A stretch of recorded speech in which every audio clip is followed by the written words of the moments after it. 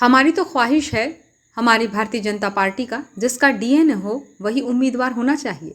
यही तो लड़ाई वारासिवनी और कटंगी वाले लड़ रहे हैं। हमारे अपनों को आशीर्वाद दीजिए। प्रदेश के नवनियुक्त नर्मदा घाटी विकास मंत्री गौरीशंकर बिसेन के 30 सेकंड के इस वीडियो के बयान के कई मायने निकाले जा सकते हैं। उनका ये बयान उस वक्त आया जब पार्टी ने वारासिवनी और कटंगी से लगभग प्रत्याशियों का नाम फाइनल कर दिया है। यही नहीं बल्कि भाजपा के विश्वसनीय सूत्रों की माने तो कटंगी विधानसभा से उनके घोर विरोधी माने जाने वाले पूर्व सांसद बोध सिंह भगत को पार्टी ने हरी झंडी भी दे दी है। लेकिन वारासिवनी को भाजपा अपनी ही सीट मानती है और यहां से लगभग प्रदीप जायसवाल का प्रत्याशी बनना तय है। और कमल खिलना चाहिए। और हमारी तो ख्वाहिश है हमारे भारतीय जनता पार्टी का जो जिसका डीएनए है वही हमारा उम्मीदवार होगा।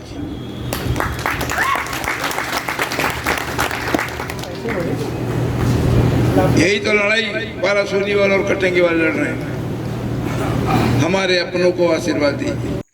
सूत्रों की माने तो इस बार टिकट का फैसला स्थानीय या प्रादेशिक स्तर पर नहीं बल्कि केंद्रीय नेतृत्व ने सर्वे के आधार पर वितरण करना सुनिश्चित किया है, जिससे चाहकर भी नेता अपनों को टिकट नहीं दिलवा पा रहे हैं। ऐसे में उनकी मजबूरी कहीं न कहीं बयां होती है।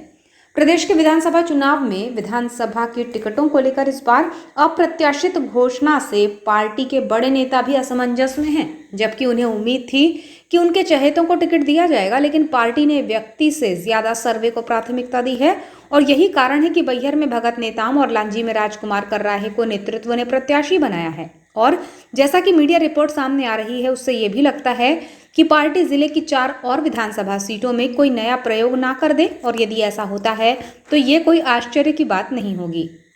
चूंकि प्रदेश के एक बड़े मीडिया समूह के घोषित किए गए सर्वे में भाजपा के बड़े नेताओं की लोकप्रियता का प्रतिशत काफी कम है, जबकि अन्य का प्रतिशत कहीं ज्यादा है। फिलहाल राजनीतिक दल में शामिल नेता, पदाधिकारी और कार्यकर्ता को यह अधिकार है कि वो इच्छा व्यक्त करे और संभवतः 6 सितंबर को सिविल लाइन के बावनथड़ी कॉलोनी के डी टाइप बंगले में आयोजित विधानसभा 111 के भारतीय जनता युवा मोर्चा के सम्मेलन में अधिकार के तहत ही कैबिनेट मंत्री बिसेन ने अपनी ख्वाहिश जाहिर की है, जिसका स्वीकारना या अस्वीकार किया जाना ये नेतृत्व का काम है। लेकिन जानकार कैबिनेट मंत्री के विधानसभा टिकटों को लेकर इतना कमजोर होने पर अचंभित हैं। हालांकि उन्होंने कहा कि 2019 में ही इस स्थान पर बैठकर यह तय हो गया था कि बालाघाट से मौसम, लांजी से रमेश और परसवाड़ा से रामकिशोर कावरे विधानसभा चुनाव लड़ेंगे। हालांकि इसमें लांजी में परिवर्तन हो गया है और बालाघाट और परसवाड़ा में अभी टिकट की घोषणा होना बाकी है, जबकि जिले की अघोषित कटंगी और वारासिवनी में भी पार्टी के प्रत्याशी लगभग तय माने जा रहे हैं। इस जन आशीर्वाद रैली के बाद जीत गए भाई, जीत गई बीजेपी, जीत गई। जोर से ताली बजाओ, जीत गई भाई, जीत गई बीजेपी, जीत गई। यही सिलसिला परसवाड़ा विधानसभा क्षेत्र में चलेगा। धापेवाड़ा से लेकर के लामटा और वहां से लेकर परसवाड़ा, और परसवाड़ा क्षेत्र के बाद में एकदम बैहर, और बैहर से आकर के उपवा होते हुए जब हम मानपुर आएंगे तो 3 विधानसभा क्षेत्रों में बीजेपी का भगवा ध्वज फहर जाएगा। जब यहां से हम वारासिवनी और कटंगी जाएंगे तो दोनों क्षेत्रों को हम ज्यादा समय देंगे। दोनों को मैं बीपीएल में मानता हूं।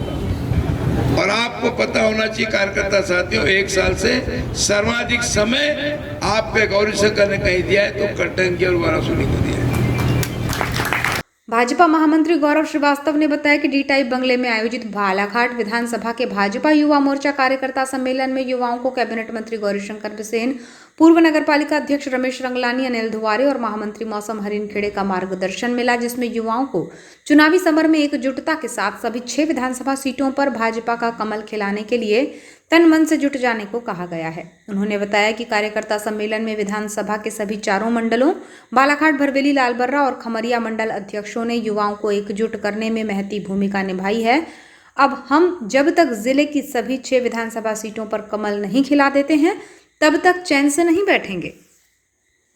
जी, आज विधानसभा 111 की जो बैठक बुलाई गई, इसका मुख्य उद्देश्य सभी युवाओं को एकजुट करना है और सभी युवाओं को आने वाले चुनावी समर में उतारना हमारा मुख्य उद्देश्य है। और उस विषय पर चर्चा करने के लिए हमारे भारतीय जनता पार्टी के वरिष्ठ नेतागण और हमारे भारतीय जनता पार्टी की जिले की महामंत्री आदरणीय मौसम दीदी भी प्रमुख रूप से उपस्थित हैं, और साथ ही साथ हमारे कैबिनेट के मंत्री जिन्हें अभी अभी नर्मदा घाटी विकास प्राधिकरण का माननीय मुख्यमंत्री महोदय जी ने प्रभार सौंपा है, वो भी हमारे बीच में उपस्थित हैं। और साथ ही साथ इस बैठक को, जैसा आप देख सक रहे हैं हमारे पीछे, युवाओं का एक हुजूम आपको ये पीछे दिख रहा होगा।